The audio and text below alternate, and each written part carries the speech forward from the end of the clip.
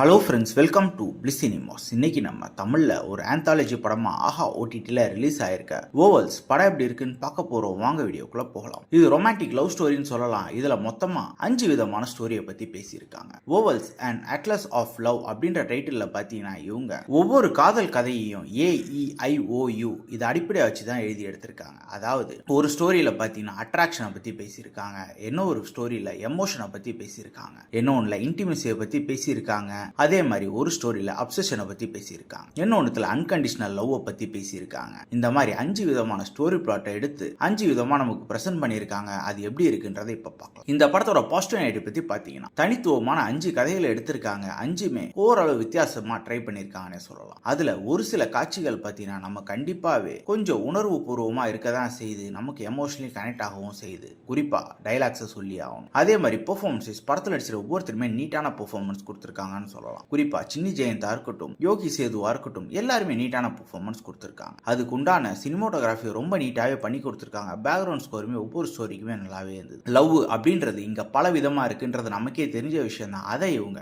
ஒவ்வொரு story plot மூலியமா ரொம்ப நீட்டாவே காமிச்சிருக்காங்க. அதை பார்க்கும்போது நமக்கு ஒரு நல்ல ஃபீல் வரதான் செய்யுது, இப்பெல்லாம் நடக்கதானே செய்யுது அப்படின்ற மாதிரி தோணவும் செய்யுது. இவங்க 5 ஸ்டோரியை பத்தி பேசியிருக்காங்க. ஆனா அந்த 5 ஸ்டோரியுமே நமக்கு இம்பாக்ட்ஃபுல்லா இருந்ததா அப்படின்றது மிகப்பெரிய கேள்விக்குறியாதான் இருக்கு. ஒரு சில இது அதாவது ஒரு 2 எபிசோட் வேணும்னா ஓரளவு நீட்டா இருந்ததுன்னு சொல்லலாம், மற்றதுலாம் இன்னும் கொஞ்சம் பெட்டரா பண்ணிருக்கலாம் அப்படின்ற மாதிரி தான் இருந்தது. அது மட்டும் இல்லாம ஒரு சில எபிசோடு பார்த்தீங்கன்னா ரொம்பவே கட் ஷார்ட் பண்ணி எடுத்த மாதிரி தான் இருந்தது. இன்னும் கொஞ்சம் டீட்டெயிலிங்கா எடுத்தா நல்லாவே தான் இருக்கும். அது மட்டும் இல்லாம டியூரேஷனுமே கொஞ்சம் லெங்தா தான் இருக்கு, இன்னும் கொஞ்சம் கட் ஷார்ட் பண்ணி எடுத்திருக்கலாம். ஆக்சுவலா நான் சொல்ற கட் ஷார்ட்ன்றது பார்த்தீங்கன்னா அவங்க கண்டென்ட்டை வச்சுட்டு தேவையில்லாத போர்ஷன்லாம் கட் பண்ணி எடுத்திருக்கலாம். மொத்தத்தில் பார்த்தீங்கன்னா இது ஒரு ஆர்டிஃபிஷியலான ஆந்தாலஜியா தான் இருந்தது. எதுவுமே பெருசா நம்ம கனெக்ட் ஆன மாதிரி இல்லை. மொத்தத்தில் என்கிட்ட கேட்டீங்கன்னா இது ஒரு பிலோ ஆவரேஜான படம் தான். வேணும்னா ட்ரை பண்ணி பாருங்க. இந்த படத்துக்கு நம்ம ரேட்டிங் என்ன 10க்கு 5 மார்க் கொடுக்கலாம். படத்தில் அடல் கண்டென்ட் இருக்கு, ஸோ ஃபேமிலியோட பார்க்கறத அவாய்ட் பண்ணிக்கோங்க. இன்னொரு வீடியோவில் சந்திக்கலாம். தேங்க்யூ.